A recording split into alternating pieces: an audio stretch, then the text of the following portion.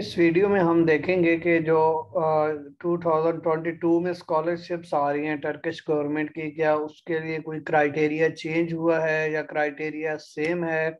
जो new student हैं उनके लिए क्या फैसिलिटीज़ होंगी इस स्कॉलरशिप के थ्रू, और वो कैसे अप्लाई कर सकते हैं, और क्या जो है एप्लीकेशन की फॉर्मेलिटीज़ हैं। तो सबसे पहले इसके लिए आपने जब भी टर्किश गवर्नमेंट की स्कॉलरशिप्स के लिए अगर अप्लाई करना है तो आप गूगल पे YTB बुर्स लरी लिखेंगे। बुर्स का मतलब होता है स्कॉलरशिप, तो या आप टर्किश गवर्नमेंट स्कॉलरशिप्स भी लिख सकते हैं। तो ये लिखने के बाद आप देखेंगे कि एक पेज खुल जाएगा। आप यहाँ पे क्लिक करेंगे तो ये आगे प्रोसीड हो जाएंगे, आप इस पेज पे आ जाएंगे। यहाँ पे स्टूडेंट जो प्रोस्पेक्टिव है वहाँ पे जाके आपको डिफरेंट जो है वो एलिजिबिलिटी क्राइटेरिया मिलेंगी, और वहाँ पे स्कॉलरशिप्स में आपको क्या क्या बेनिफिट होगा वो भी होगा। तो सबसे पहले हम ये देखेंगे कि एप्लीकेशन अगर आपने प्रोसीड करनी है तो एप्लीकेशन का क्राइटेरिया क्या है, मीन के एप्लीकेशन अगर के लिए आपकी एलिजिबिलिटी क्या है।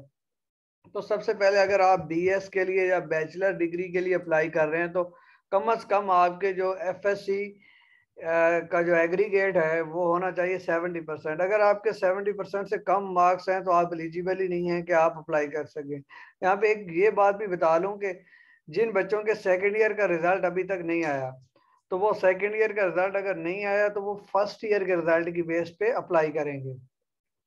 सिमिलरली यहाँ पे जो अगर किसी बच्चे ने या किसी स्टूडेंट ने मास्टर लेवल या PhD के लिए अप्लाई करना है तो उनका जो मार्क्स हैं कम से कम 75% उनका जो है ना होने चाहिए, या CGP बेस पे आप कह दें कि ऑलमोस्ट 3 होना चाहिए। तो इसी तरह अगर आपने हेल्थ रिलेटेड डिपार्टमेंट में अप्लाई करना है जैसा कि मेडिसन, या आपने जो है BDS में अप्लाई करना है या फार्मेसी में, तो आपके मार्क्स जो हैं वो 90% होने चाहिए। एज का क्राइटेरिया ये है कि अगर आप अंडर ग्रेजुएट के लिए अप्लाई कर रहे हैं तो 21 ईयर से आपकी जो एज है वो कम होनी चाहिए। सिमिलरली अगर आप मास्टर प्रोग्राम या MPhil के लिए अप्लाई कर रहे हैं तो आपकी उम्र जो है वो अंडर 30 होनी चाहिए, मीन 30 से ऊपर नहीं होनी चाहिए। सिमिलरली अगर आप वहाँ पे PhD करने जा रहे हैं तो आपकी जो एज है वो 35 होनी चाहिए, 35 से नीचे होनी चाहिए, इससे ऊपर नहीं। तो यहाँ पे ये देखना पड़ेगा कि कौन लोग एलिजिबल हैं इस टर्किश गवर्नमेंट की जो 100% या फुल ब्राइट स्कॉलरशिप्स हैं उनके लिए। तो यहाँ पे पूरी दुनिया के जो सिटीजन्स हैं वो अलाउड है एक्सेप्ट टर्की। तो उसके अलावा यहाँ पे जो है वो अगर जिनकी डिग्री जो है वो अगस्त 2021 से पहले कंप्लीट होनी है तो वो सारे एलिजिबल है।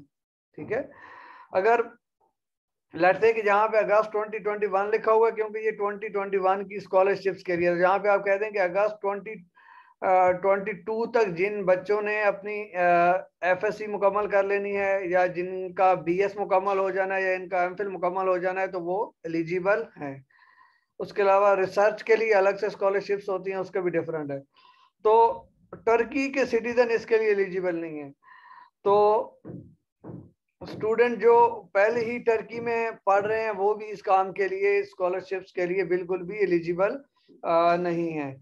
अब हम देखते हैं कि स्कॉलरशिप कवर क्या करती है, इससे हमें बेनिफिट क्या क्या मिलते हैं, तो वो आप देख लें। तो सबसे पहली बात ये है कि अगर आप यहाँ पे स्कॉलरशिप में अप्लाई कर रहे हैं तो आपकी जो यूनिवर्सिटी में है वो प्लेसमेंट होगी। मीन अगर अंडर ग्रेजुएट लेवल पे आपने अप्लाई किया है तो आपको गवर्नमेंट बता देगी कि फलां यूनिवर्सिटी में आपका एडमिशन हो गया है। उसके बाद आपको 800 जो टर्किश लेरा हैं वो पर मंथ आपकी अकाउंट में आ जाएंगे, जो वहां पे आपका अकाउंट बनेगा। ट्यूशन फी आपको नहीं देनी पड़ेगी, ये टर्किश गवर्नमेंट ही देगी।